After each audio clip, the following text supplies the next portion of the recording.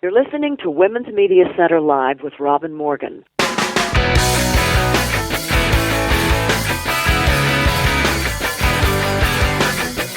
Welcome to Women's Media Center Live. I'm Robin Morgan. We have such interesting guests today. First, we'll be talking about whether if you're sight impaired, can you still discriminate, and if so, how much? About sex, about race. It's so interesting, and it's the subject of a new book by Ellyn, herself a founder of the field of feminist psychology. Then we speak to Dr. Anne-Marie Goetz, who walks the halls of power at the United Nations and also the halls of academia, carrying subversive radical feminist messages all the time. Last, we'll speak with actor and activist Marlo Thomas. Interesting group of women. But first, we need to go inside the headlines.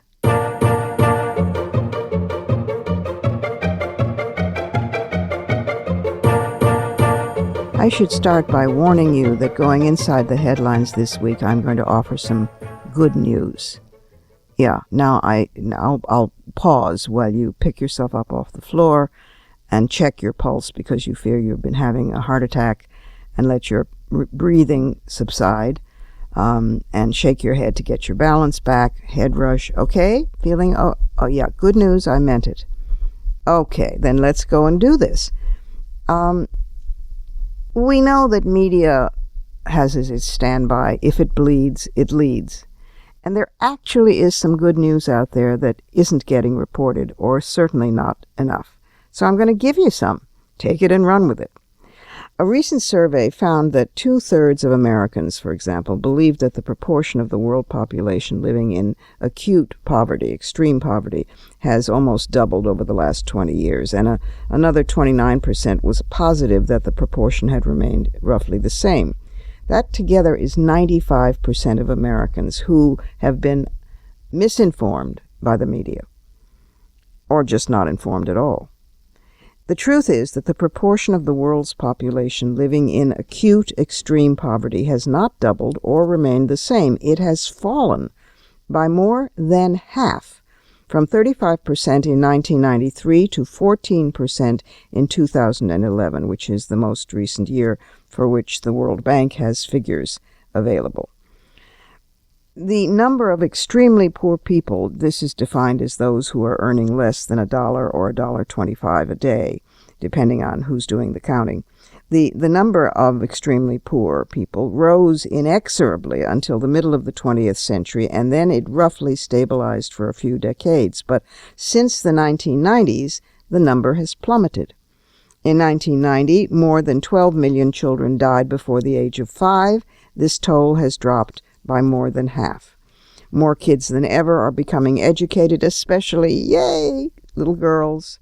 In the 1980s, only half of girls in developing countries completed elementary school. Now 80% do. The world's best-kept secret is that we're at this amazing tipping point when extreme poverty is retreating. UN members have recently adopted the 17 new global goals, and the centerpiece of these global goals is the elimination totally of extreme poverty by the year 2030.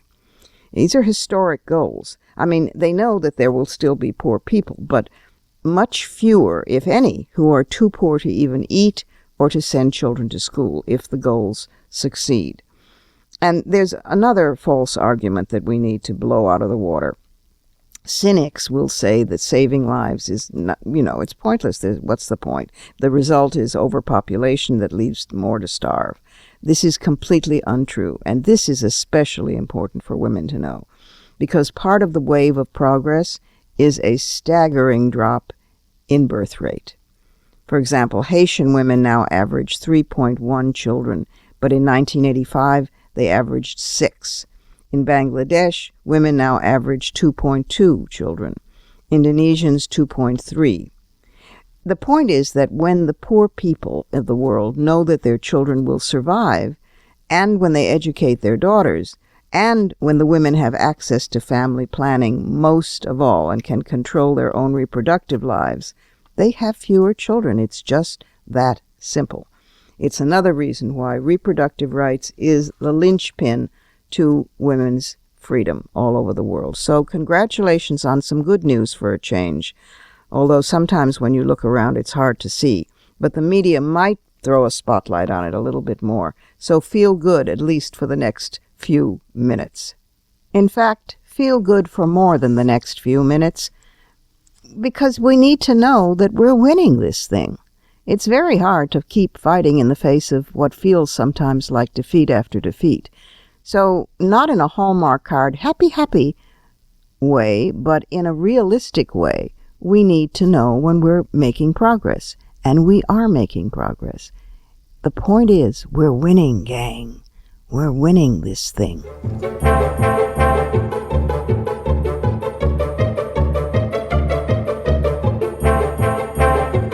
And now it's time for my first guest. Ellyn Kaschak is an American clinical psychologist, and she's one of the founders of the field of feminist psychology. Her germinal book, Engendered Lives, A New Psychology of Women's Experience, 1993, virtually defined the field. She has been a professor of psychology. She's now professor emerita of psychology at San Jose State University, and she chairs the Feminist Therapy Institute, the Committee on Women in Psychology of the American Psychological Association. Here is Ellyn Kaschak. Ellyn Kaschak, Ellyn for short, for we know each other many years. Welcome to the program. Thank you so much, Robin. Delighted to be with you.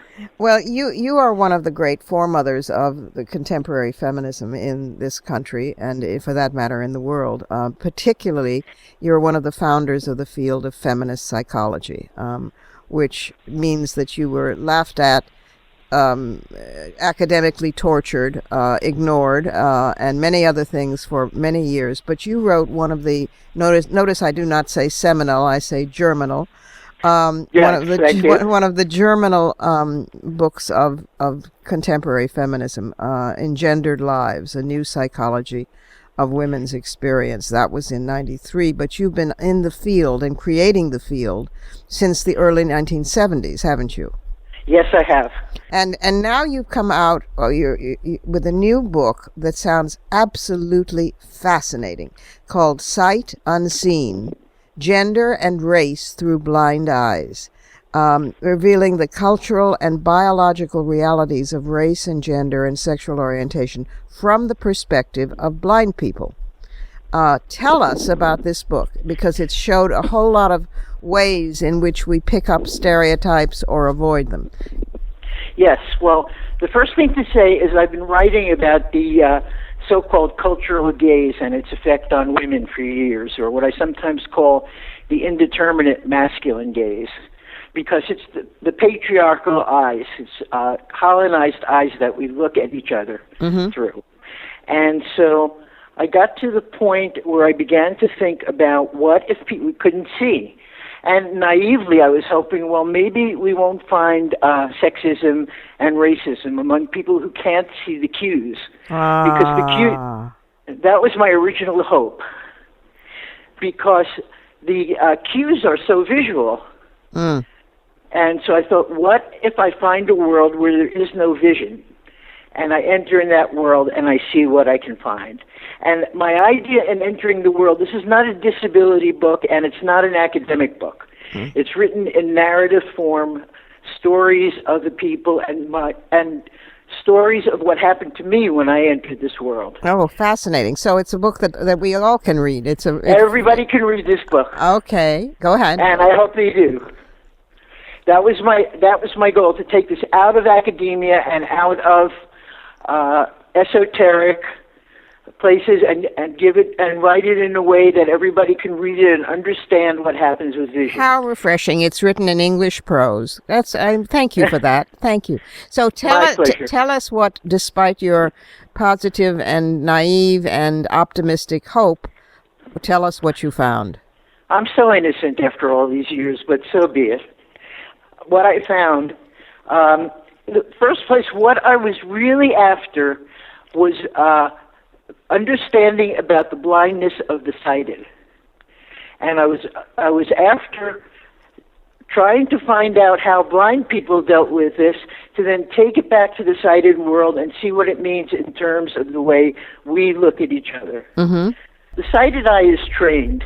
It's not, some of us think, you're just a baby and you open your eyes and there it is and you see it. But actually we learn how to see in the same way that we learn language. Mm-hmm. And so if we don't learn a language by a certain critical age as human beings, we can never learn a language. The plasticity of the brain goes away. Right. The same is so with vision, as it turns out. Wow. If you don't learn vision, if people that are blind since birth, they do some of these surgeries sometimes and they, in quotes, give them back vision. Yeah. They can't see because what you just see is a flux of colors and lines. And it is learning and your parents and your culture that organize those lines into what you see. Wow. Fascinating. Okay, so then how does sexism fit into that and racism?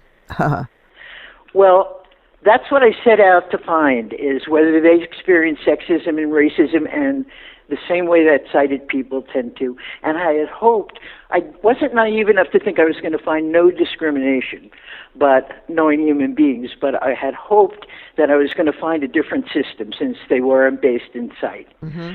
So I started with a colleague who had sight for a while and had gone blind. He introduced me to people in the blind community and so on, but everybody else was blind since birth because I didn't want them to have any chance to have seen anything. Right. And basically what I did is I hung out with them for hours, and I went to museums, I went shopping with them, I went to social events, and what I wanted to do was to observe with my eyes what they were doing with these issues rather than have them tell me. Because when you ask people to tell you, they tell you all sorts of things. Yes, right.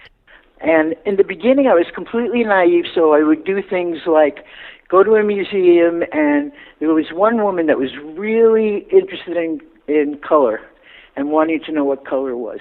And we went to a museum that was supposed to be for the blind. It was supposed to be tactile, and it turned out to be paintings. And I spent the whole time, Lighthouse for the Blind. Oh my God, that's crazy. I know, and what they have is recordings for the person to listen to that describe the painting. So she had to choose whether she was going to be with me or the recording. So she chose me, and she asked me to describe the paintings to her. If you have never tried to do this, it is an unbelievable experience. I bet it is. It sounds that way. I almost passed out at the end of it. I'm not surprised. I'm not surprised. Because you try to explain to somebody who has never seen colors how orange is different from purple, for That's example. Right. Of course. No, immediately my mind boggles. Right. But in the beginning I thought, I'm going to step through all this and see where it takes me. So I tried. And I tried taking somebody shopping. I wanted to do things for them. I didn't want them just, serving me. So whatever they wanted to do is what I did. I took one man shopping in one of those big box stores. Yeah. And what he wanted me to do was read to him every sign and every price, which probably would take 2 weeks. Wow. So it began to make me see how efficient vision is, how much we code in 1 second. That's right. If you try to say it to people. And we do that about characteristics or stereotypes or archetypes too, I gather. Absolutely. It takes a couple of seconds and you've made your decision about somebody just based on their physical appearance. Wow. And I think that's one of the strongest reasons why we have trouble fighting. It's not the only one, as you know, fighting racism and sexism, because it's so unconscious.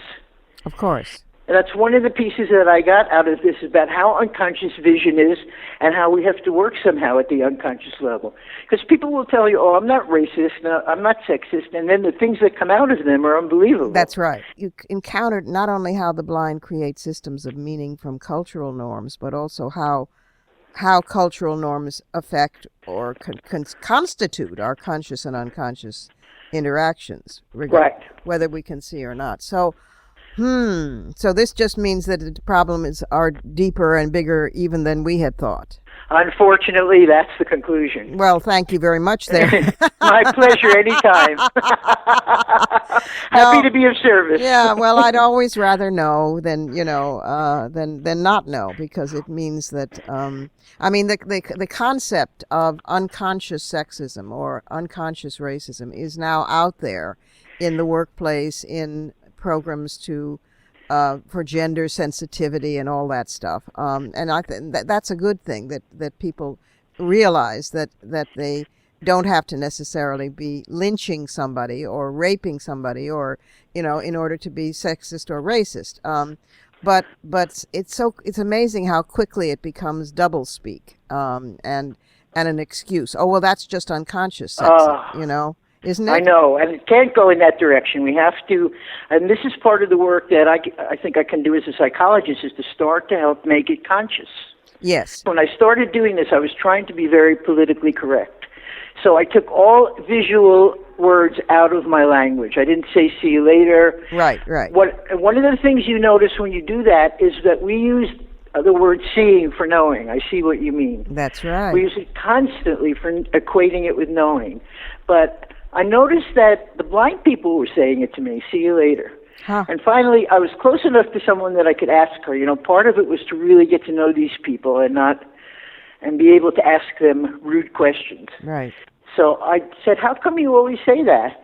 And she said, "Because I want to speak the same language you're speaking." Wow. And when I'm on the telephone, you can't tell if I'm blind or not if I speak that way. And I found that to be true throughout all the blind people, that what I found is that they didn't have a different system. They were trying to pass and learn ours. Of course. That's what the oppressed always do. Exactly. Any oppressed group learns the colonizer's language or the power group's language, not the other way around. This is fascinating work that you did and that you continue to do. The book is called Sight Unseen, Gender and Race Through Blind Eyes. It is not an academic book, although given your scholarship, I'm sure it will make great waves in academia. But it is a book for all of the rest of us. Ellyn, thank you for the work that you continue to do, for being a long-distance runner, and for this remarkable new book. It's available everywhere at this point, Yes, it's available everywhere, and it's written so that the reader comes along with me on the adventure. That was my intent. It sounds like quite an adventure. Thank you, and thank you again for being with us on Women's Media Center Live. Thank you, Robin. It was a pleasure to speak with you. It's time for a short break here at Women's Media Center Live. I'm Robin Morgan, but I will be right back with a woman who masquerades as a mild-mannered, distinguished academic, but is in reality our secret feminist agent inside the halls of the United Nations and foreign policy circles. So don't go away.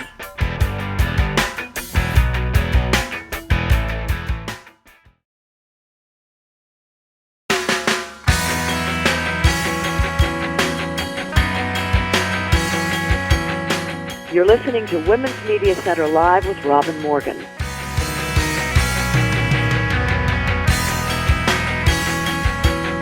Welcome back.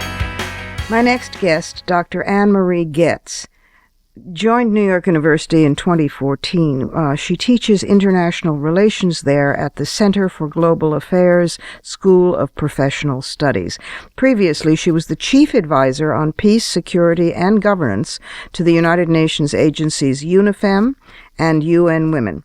And while working with the UN, Dr. Goetz spearheaded initiatives to promote women's empowerment in fragile states, in post-conflict situations. She co-founded UN Action Against Sexual Violence in Conflict, and was instrumental in the development of key Security Council resolutions on sexual violence, including women's participation in peace building and women's leadership in conflict resolution. Here is Dr. Anne-Marie Goetz. Anne-Marie, welcome to the program. Thank you. Well, Dr. Anne-Marie Goetz, think of you as being our girl inside of bureaucracies that have a lot to do with foreign policy, one way or the other. This, like, you're our secret agent, a feminist secret agent. Whether it's in academia, where of course you are teaching at NYU, the Center for Global Affairs School of Professional Studies, or the amazing work that you've done as a special advisor, as chief advisor on peace, security, and governance to such UN agencies as UNIFEM and UN Women. And your special work has been on, to put it in layperson's terms, getting women onto the map of security issues, global security issues, governance issues, and so forth. Say a little about that. Sure. And first of all, let me say it's wonderful to be talking to you, and actually a huge honor to have you describe me as, a friend on the inside, because, of course, there's always been a somewhat tense relationship between feminist critics of what official institutions do and the feminists on the inside, like myself, who've tried hard to pursue a feminist change project, institutional change project, right. And constantly face dilemmas about, how to pursue what is actually a countercultural project towards which there's a lot of hostility. Yeah. So, well, I figure we need to be on the inside and the outside, and north and south, and I mean this thing called patriarchy is so vast and so deeply rooted, and so global that we need to be everywhere on it. And I like to leverage the power, relative though it may be, of the women inside by continually showing how rational and why they should be listened to by the boys there, because otherwise we on the outside will make their lives hell. The boys, that is. Absolutely. Yes, absolutely. I mean, it's called the project of, in and against the state, in and against the bureaucracy. Yeah. Good cop, bad cop. I mean, these are how things change. Working, steadily from the inside with people on the outside being critical and advancing points that insiders can't. Well, if we're only on the inside, we will get co-opted. If we're only on the outside, we get marginalized. It's the balance. Anyway, talk about the life on the inside. It's not not easy. No, not at all. And as I said, we're pursuing the Femocrats, as they're called on the inside, are constantly pursuing a project of radical change in human relations, namely advancing women's rights and gender equality, towards which there's a lot of hostility or just simply ignorance. Right. So one of the kind of most extraordinary transformations in international institutions over the past decade has been the creation, at least within the UN, of a giant super bureaucracy on women's rights called the UN Entity on Gender Equality and Women's Empowerment. Yeah. Unfortunately, it's called UN Women for short, which gives a misleading impression of what it's supposed to be there for, because it's about gender equality. Right. And this, of course, was born out of a union of small gender entities within the UN, UNIFEM and others, that had been working at cross purposes up till that point. This sounds like a kind of dull, bureaucratic kind of putting a pin on a map kind of thing, but it's not. Feminists had been fighting for years to have the UN give this issue of gender equality as much importance as it gives to issues of child rights, right, or economic development or good governance. And the creation of this super entity has done this. It gives the women's rights issue a voice in the highest corridors of power. Right. The Secretary General has a committee composed of 14 people called the Policy Committee that meets to discuss the most urgent and pressing issues, almost all of them about conflict, of course, and immediate crises. And not every UN agency is represented in that committee. For example, UNFPA, the Population Agency, or WFP, the Food Delivery Agency in crises. They don't have their own representative necessarily. They're representative as clusters of agencies.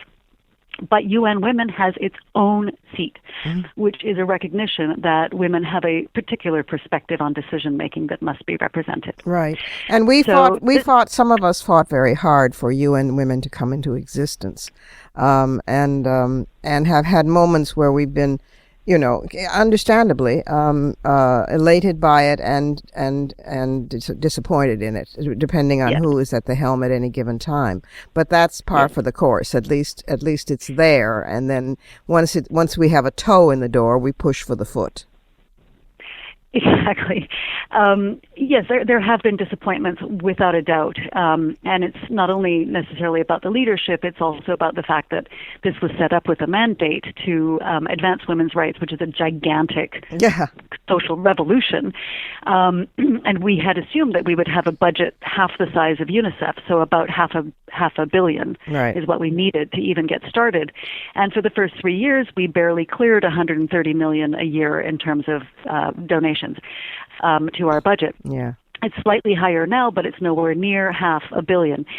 People are right when they are frustrated with the fact that the UN makes rhetorical commitments to women's rights and advance a normative agenda, and yet is not delivering on the ground. Well, people forget that the UN is still a collection of different countries all over the planet, with their own agenda and their own cultural tics and their own strengths and their own weaknesses and their own axes to grind. And women are not necessarily, with the possible exception of the Scandinavian countries, front and center in any of those, to mix my metaphors, any of those axes to grind, Yes, absolutely. And so from that point of view, if we look at international politics, we are seeing around the world, I think, a more strident and striking polarization of positions on women's rights. Yeah. In the sense that there are a set of countries, and they're not just the northern countries. There are a set of countries where you have a strong domestic women's movement,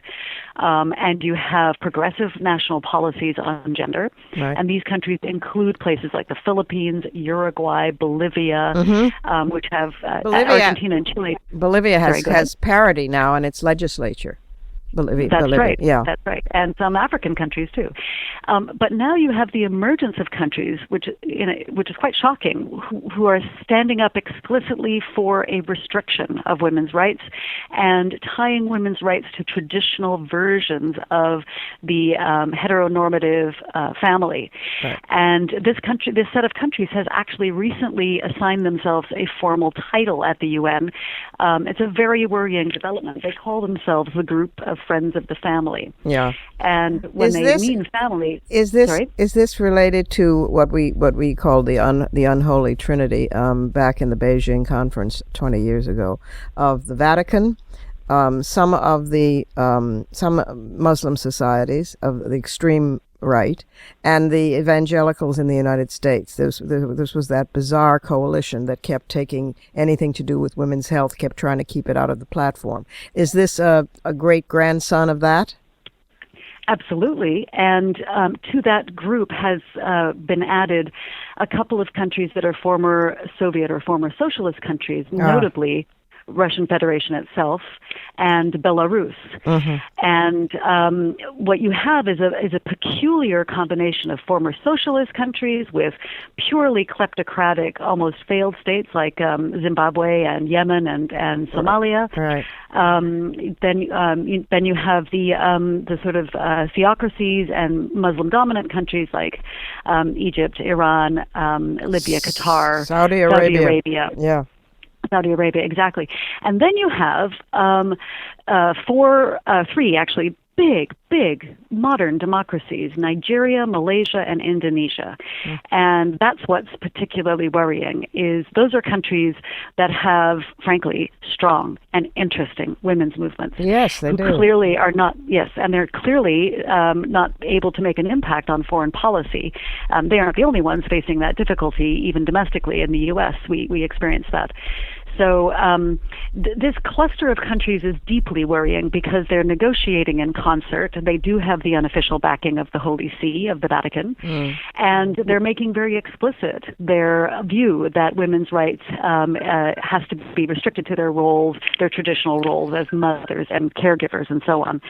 So internationally, even though there have been advances bureaucratically, I would say, and normatively, we are also seeing polarization and worrying developments when it comes to women's rights. What can we only have a minute or two left, unfortunately. You'll have to come back and talk more about this. But what, in a short, frustrating sentence or two, can we do about this? When you walk the halls, what occurs to you other than having a magic wand? When you walk the halls of the UN, how can we have a greater impact about this polarization? There's a couple of things that have to be done, I think, to really fight back against this division in international politics around women's rights. Mm-hmm. The first one is countries that do stand up for women's rights have to do so consistently and without hesitation, and not on a selective basis. So, for example, I applaud the U.S.'s campaign, the campaign for the 20 women human rights defenders that it's launched in relation to Beijing, where it highlighted the fact that there are many countries in which women and feminists particularly are in jail because of their political positions. Right. Now, that's great. Let's see that list include women and feminists who are in jail in places like Saudi Arabia and other countries that are formal allies.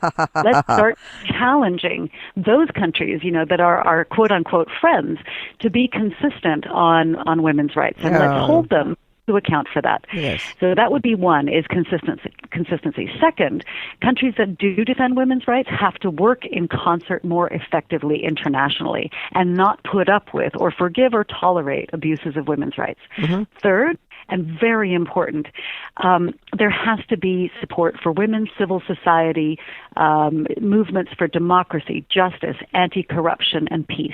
Yep. Women are strongly engaged in these struggles around the world, but they can't get funding. They are funded only to deliver projects, and usually projects that are about substituting for the clawback in state services around social services. Well, women have to be involved politically in advancing these higher ideals, but nobody wants to fund them. I can only think of one government that is funding these kinds of things, and that's the Netherlands, that has a fund for just supporting women's organizations in the Middle East to buy a computer and get a finance officer so that they can get their accounts in order and function normally as an organization. But strengthening women's civil society organization is the key to actually moving things along internationally, because when the kind of friends of women's rights say, we need to defend women's rights, countries like Malaysia or Iran are going to say, that's a Western feminist preoccupation. Yes, then we get the cultural relativist argument. So unless the women's movements in that country, the indigenous women's movements in situ, unless they are a strong voice, then it looks like a foreign input. Outside agitators, as they used to say in the civil rights days. Yeah. Precisely, exactly. So the voice has to come from the inside, and we know the voices are there because they're being jailed. Yeah. And what we saw in the Arab Spring, to everyone's heartbreak, is women were at the front line of democracy struggles, but then were not in a powerful enough position to take advantage of political opening after those transitions. Exactly, yeah. So we repeat history, and we're told, thank you very much for making the revolution. Now go back to the kitchen. Oh, you're terrific, Anne-Marie. I'm very glad that we have you as a voice inside those halls. Thank you so much. And now it's time for the Surrealism Corner.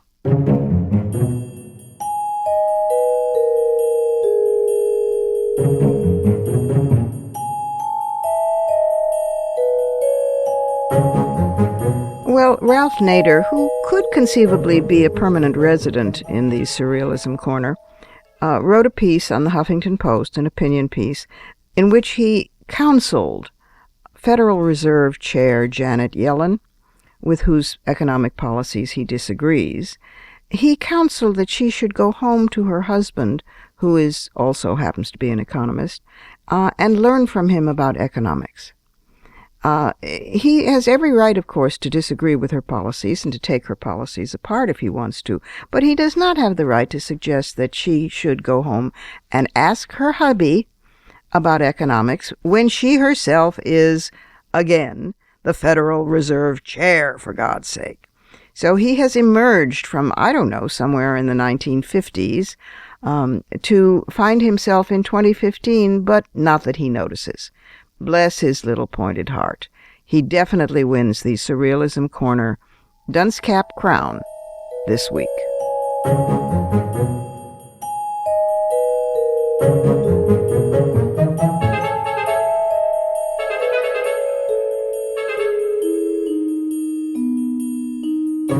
It's time for another short break here at Women's Media Center Live. I'm Robin Morgan. In just a minute, I'll be talking with a woman who has made television her home base, and theater as well, since the 1960s and is still going strong. So stick with us.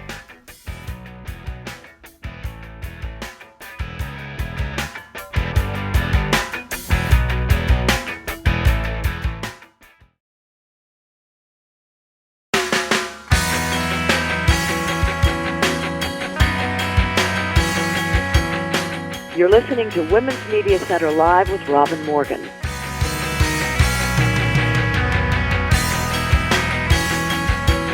And we're back again.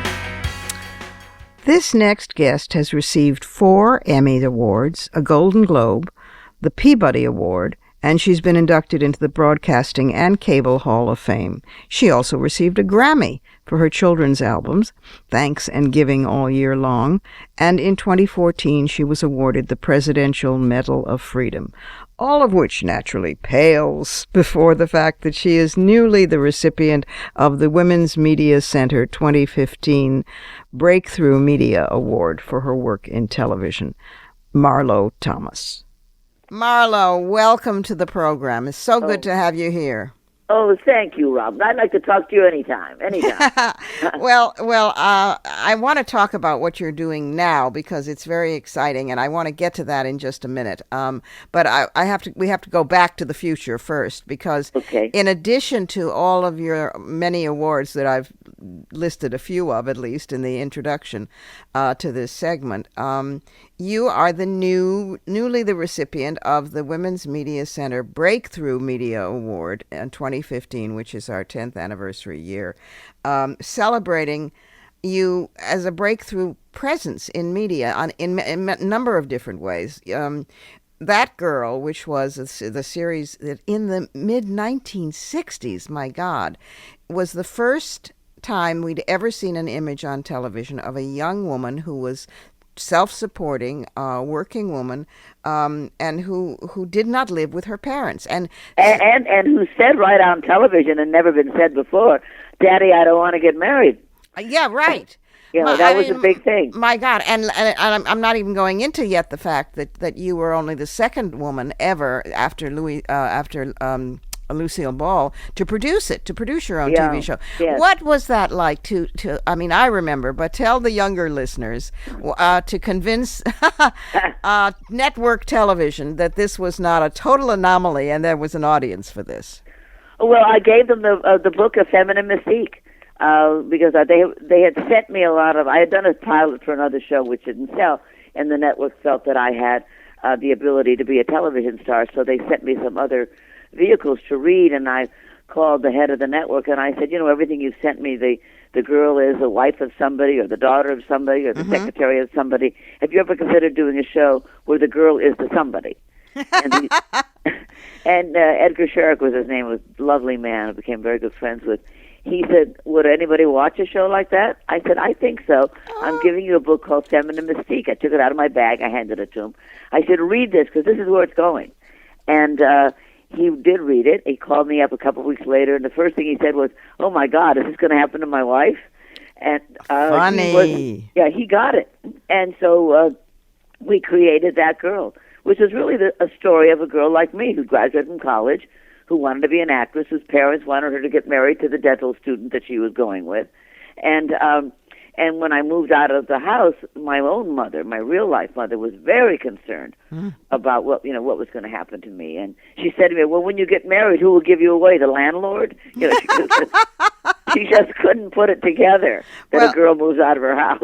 Well, I said, "Well, don't worry, Mother. I'm not going to get married." And I wasn't going to get married. If I had not met Phil Donahue, I would not still be single. And that was a long time later, also. Yeah, 35 years ago we married. But the show, That Girl, ended, I think, after about 5 years. You chose to end it. And both ABC and the sponsors wanted it to end with a wedding between the two central characters because they thought that was the classic happy ending. And even then, 5 years into the show, with the women's movement already, this is 1971, in full swing, beginning to be in full swing. Even then you had to fight so that it didn't, that there was a happy ending without a marriage. Well, thankfully I was the producer, so I was able to say, no, I can't do that to the viewers. I mean, these girls and young women who grew up on that girl. I mean, on the mail I received 2,500 letters a week telling me how much I meant to them, and they wanted to be like Anne Marie, and they wanted to move to the big city, and they didn't have the courage to tell their parents they didn't want to get married at this point in their life. Yeah. With all this role modeling that we were doing for them. That's and right. We didn't know we were doing role modeling. We were telling our story. And I thought, I can't do it to them. I can't say to this band of girls who were getting a 40 share, that's millions and millions of women, so I can't do it to them. I can't. It's like smacking them over the head after all this time, the only happy ending. So I said no, and the last show, literally, was Anne Marie takes Donald to a women's lib meeting. That was the last show. Yeah, it was. And it made nobody happy but me. I was very happy. Well, that's important. The network wanted a wedding, and the producers wanted a wedding. But in the end, they all admit that it was right. And the women who were writing to you liked that ending, I bet, a hell of a lot. They actually wrote and thanked me. Thank you for not copping out. They're not stupid. They know damn well. And then you went on to pioneer what an entire generation grew up on, which was the children's book, and then the recording, and then all of the spin-offs from Free to Be You and Me.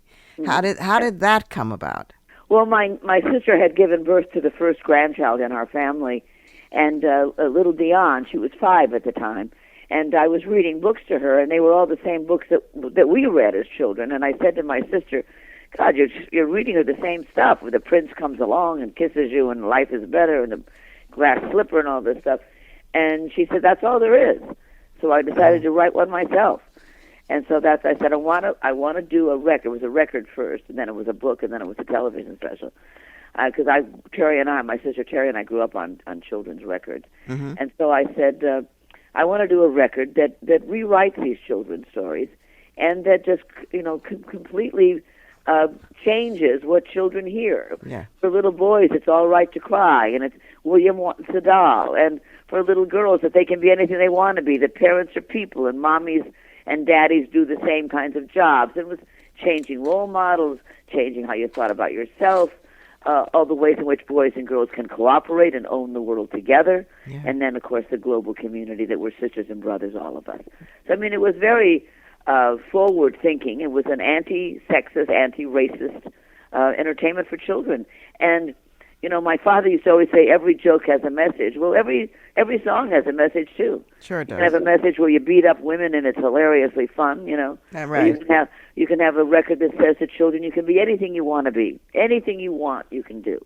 Well, and you can tell all of the grown-ups who today are the women's movement and have just entered into the mainstream, who can still hum melodies and sing lyrics from Free to Be. It really influenced an entire generation. It did. Well, it's very much like your first book, Sisterhood is Powerful. Well, we all still refer to it, even though it's a zillion years ago. But once you make a mark like that, you've changed the culture, and you changed the culture. Well, so did you. But we continue to do other things, and I want to talk about those also. Obviously, one of the constants in your life has been your extraordinary work with St. Jude's Children's Research Hospital in Memphis, Tennessee, and that is consistent, and it was started by your dad, Danny Thomas, and you've kept at that and made it a huge national presence in the healing community. But you also have, and you've been all over television in guest starring roles, and you're currently starring in a play in New York City, a brand new play. And, you're so lazy, Marlo. What the hell what's wrong with you?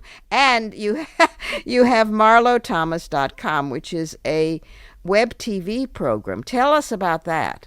It's called Mondays with Marlo. It's on marlothomas.com. It's called Mondays with Marlo. I shoot it at AOL. I'm working for AOL, and I love them. They're wonderful people. And what I have every Monday is an interview with someone, a man or a woman or whoever, to inform women. Because women always write me and say, my husband borrowed money on my 401k, what do I do? And I have no idea. Right. Questions. So I thought this would be a great show. So I have Susie Orman on. She answers those questions. Or Dr. Oz about your health. Or Dr. Phil about relationships. Or Judge Judy about different legal things. Or John Hamm just about what it's like to be a sex symbol. Or Kelly Ripa on what's it like to balance a career with 3 children and a working husband, too.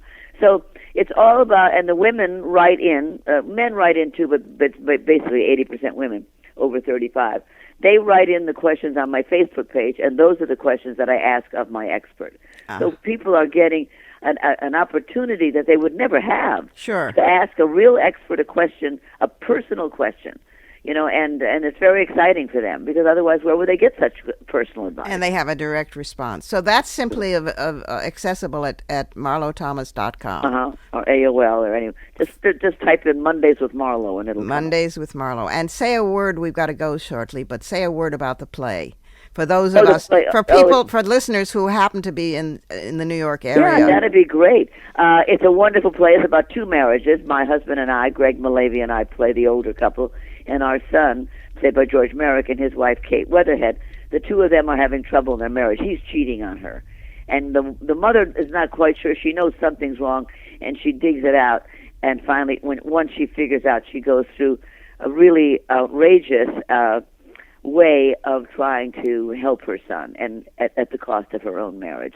So it's very, very funny, but it's also, at the end, has a real sock punch, because what it really says that, you can laugh, and we all laugh. I mean, infidelity has been a funny subject for a long time in theater, but there is a cost.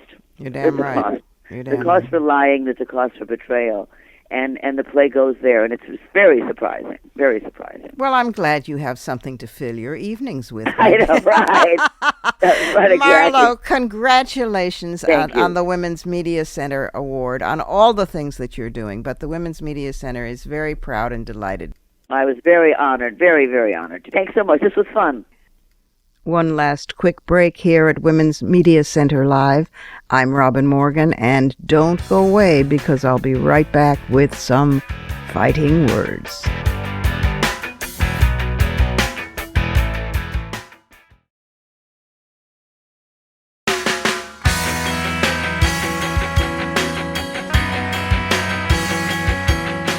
You're listening to Women's Media Center Live with Robin Morgan.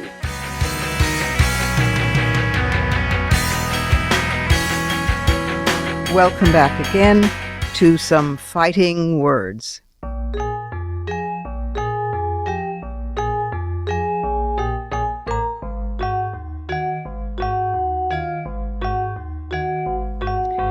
Now, the fighting words aspect of this is because some people will be very upset. They will think that these new statistics mean end of days, end of the world, and actually, possibly for them, it sort of does.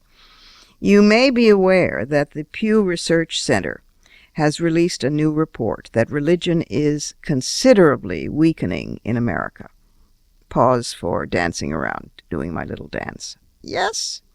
The percentage of Americans who say they believe in God, who pray daily, and attend church regularly is seriously declining. Among the findings are the following. The share of Americans who say they're, quote, absolutely certain that God exists has dropped 8 percentage points from 71% to 63% since 2007, when the last comparable study was made. The percentage of adults who describe themselves as religiously affiliated has shrunk 6 points since 2007. The shares of, that's from 83% to 77%.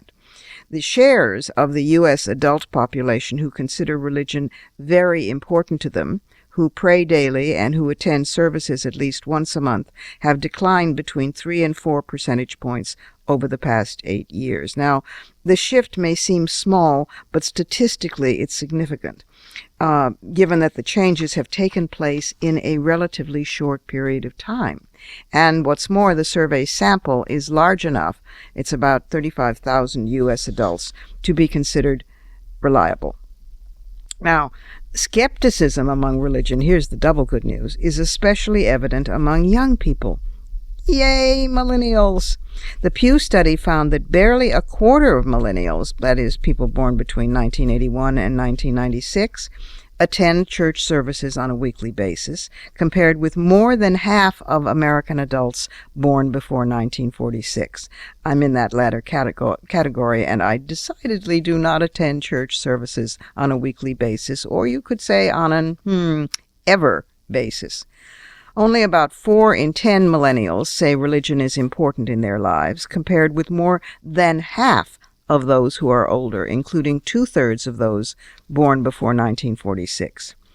The Pew researchers acknowledge that some young people might become, more religious as they grow older, but their data suggest that the generational differences could well endure, at least those in religiosity. The authors write, "The oldest millennials, now in their late 20s and early 30s, are generally less observant than they were 7 years ago. And if these trends continue," they write, American society is likely to grow less religious, even if those who are adults today maintain their current levels of religious commitment." In other words, this is here to stay. What's more, the weakening of religious beliefs and practices has very interesting political overtones. As you might expect, the growth in the number of religiously unaffiliated people is going to be largely benefiting to Democrats, for whom nuns, N-O-N-E-S, not N-U-N, are now the single largest religious constituency. Those who say no religious constituency, none. Evangelicals, on the other hand, constitute the largest religious group in the Republican Party, and the share of evangelicals who identify with the Republicans has grown since 2007. In fact, the Pew report suggests that polarization along religious lines probably is increasing in the United States. In other words, while the percentage of Americans who say they do not affiliate with any religious tradition is growing, those people who still do identify with a religion are becoming even more devout. They're digging in. They feel threatened, and they're fighting back. So a growing share of the so-called religiously affiliated now say that they regularly read Scripture, they regularly participate in prayer groups, and they regularly share their faith with others, all of which, of course, they have a perfect right to do. But it also helps explain why they feel threatened and why the backlash is upon the rest of us from them, because they feel, and they're right, that they're going the way of the dinosaurs. But of course they don't believe in the dinosaurs, because many of them think that the earth was created in 7 days, and so, hell with the dinosaurs. In any event, this is good news. You too can get up and do your little dance.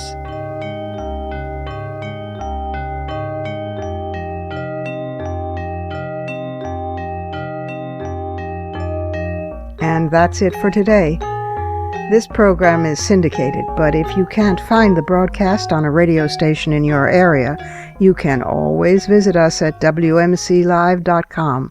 There you can find the show, plus the archive of all our previous episodes. And we're at iTunes worldwide. There you can stream, download, and subscribe to the show's podcast. Also, be sure to find WMC Live on Facebook and Twitter. Portions of this program were taped earlier. Opinions expressed here do not necessarily represent the WMC. Here's the family for Women's Media Center Live. Regina K. Scully is our founding sponsor. Julie Burton, Women's Media Center President, is executive producer. And I'm Robin Morgan, your producer and host.